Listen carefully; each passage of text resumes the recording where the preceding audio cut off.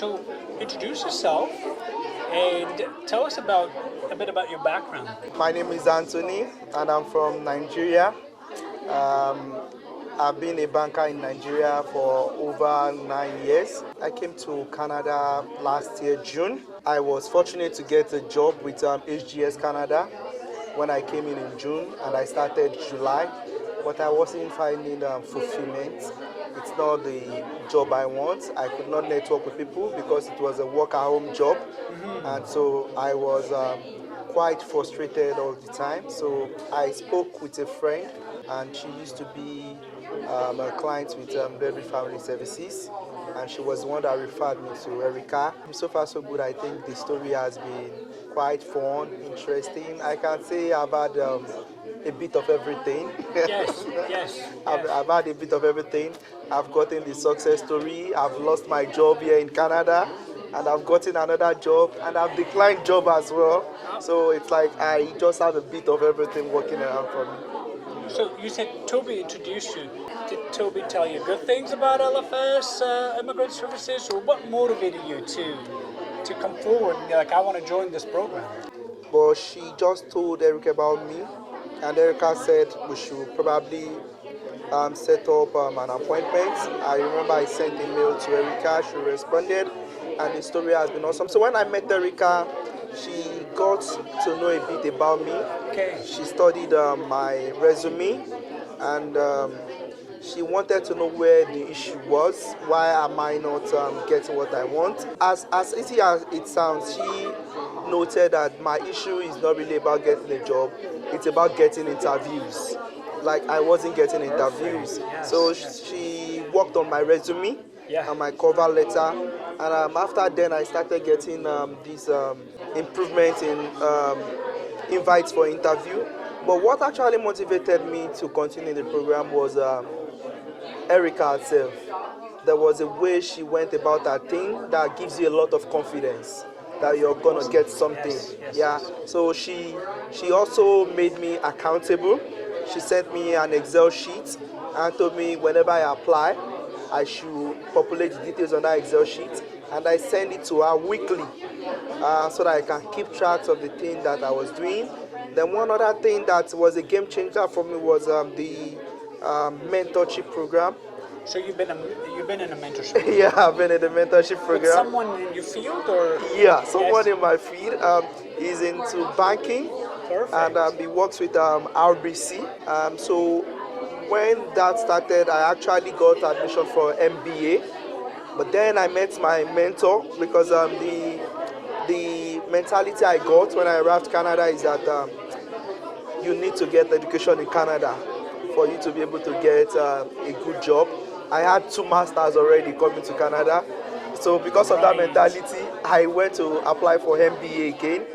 But then I met my mentor, and the story was totally different. And he was very blunt with me and very sincere. And he was like, yeah, you can get your MBA.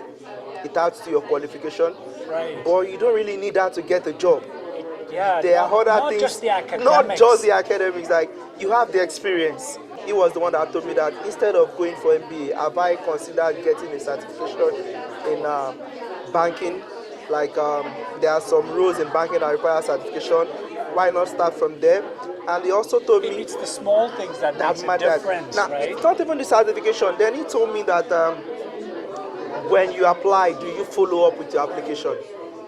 Do you take time to visit the office and show yourself to them, or you just apply online and you let it be? So for instance, if you're applying to a bank in Lethbridge, print out your resume, take it to the branch, and let them know I've applied online. I just want to submit this. All those things combined, I don't even know whichever one works out for me. But I discovered that I got an interview with TD Bank. Yeah. I met with Erica. We did a lot of training, and I got the job, but it was in Toronto, and I wasn't ready to go to Toronto on that pay. And later, another bank called, and that was how we started. And the bank actually paid for my certification. and now I'm with another bank entirely. So it's just the paying attention to the little details. The little details. The little details, and I think having a mentor can never be overemphasized because he opened my eyes to a lot of things I wasn't looking at, things I wasn't paying attention to, and when I started doing those things, I saw the difference. Last week, I declined a job. This is me that was looking for any job in banking, now you're declining. and now I'm declining. I'm declining, and it was like, wow, I think I've come very, very far, and that's thanks to the mentality change that I had during the mentorship program. It's little tweaks that makes a huge difference. Exactly. That's what I'm getting from what you're saying is. It's just that ironing the little kinks. It's not a big thing. It's not a degree. It's not the big another thing. Master It's not the degree. big thing. It's just a small adjustment that you have to make. Exactly. You just, I think, whatever field you are going into, you can't neglect the part of mentoring. Yes. When you have somebody in that field that understands how the fields work, that can tell you that why not do this, why not do that, it makes your journey quite easier. But mentorship also commitment that you make to yourself, that you have to stay committed, right? Yeah. Like things that he told you to follow up and stuff, you've made the time, you made the effort. Exactly. So there was no way I wasn't going to make that effort because when he was discussing with me, it makes a lot of sense. Right. Like things I wasn't looking at. Like just put yourself in their face, let them see you, let them know you. Yes. Create an impression, and it amazes you how they try to follow up with you. Like, you know, you can have all these things, but when people are not seeing it, they don't call you. But when they see you for the first time and they were able to say, no, he's a cool guy, I think I like his mentality, then you create an impression in them. So he asked me a question that if you're applying to so many places, if so many people are applying to you as an employer and you have a lot of CV, but you have one of them that you have met one-on-one. Yeah, you've put the time, the effort. You have a face unique, to it. It stands out, right? You've seen that person talk. You've been able to understand their mentality, how they think, and how their capabilities are. Then it creates a whole lot of difference than you just looking at CVs.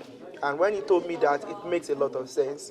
And I just looked into it. Yes, you have to be very, very committed, because it's not about the talk, it's about the action you put into it. Taking it seriously. Yeah, exactly. So you've mentioned a lot of great things, great success. Congratulations. Thank you. You know, looking for any job now, you're just denying or refusing jobs. I declare.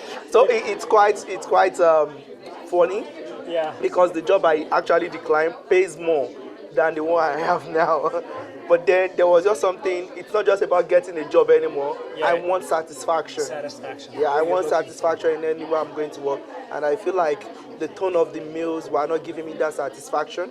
So I just decided to stay put where I am. So you've mentioned a lot of great things, but if you can just summarize it, you know, the highlight of what services and help you received from Erica and the employment program.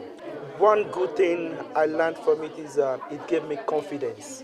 Right from the first day I met with Erica, she made it so obvious that it wasn't about if you're going to get a job. It's about when are you getting it. So don't be like, I'm not sure if I'm going to get a job. She said it like, you're going to get a job. What we are going to work on is how soon are you getting that job. And for somebody like that to have that confidence in me, I was open to opportunities, and I started believing in myself as well. So when I started applying, I was applying with confidence. And with the training I got as well, when I'm going for interviews, it is with confidence. I knew that all I need is invite me for an interview, and I'm going to get that job. Like it was mind-blowing what the little things can do. The little talks, the little confidence, the little encouragement, what they can do, and it actually worked for me. Perfect. Now, to wrap it up, would you recommend the program to anyone? 100%. You as an international trade professional. And also, is there anything else that you wanted to add? We need to be accountable, because I knew I had to send something to Erica every week. It started pushing me to start applying. Because I know you don't want to send a blank sheet to Erica. Yeah. I don't want to send just 5 or 6 applications. So it pushes me like, I want to be meeting with the limits she created for me, and it actually helped, because when you have so many applications out there, then you are opening yourself to so many opportunities to come back to you. Yeah, awesome. You know, last but not least, I said that last question. Would you come back and pay back? Somebody mentioned that earlier. Once you're in your position, not to forget those who are coming after you, to kind of come back and join the program, not as someone who's receiving services, but someone who's giving back, like as a mentor. Would you consider that? Well, absolutely. I would love a chance to still be with the family. You see, I have a success story working with Lethbridge Family Services, and there's still a lot for me to even benefit. I still want to make friends. I still want to network. I want to meet professionals, and I'm ready to assist others too, because it's not about what I have, it's about how much lives I'm able to impact with what I've gotten. And if I have such opportunity, I definitely would love to. Thank you for meeting with me today. Thank you so much. Really the good pleasure to is mine.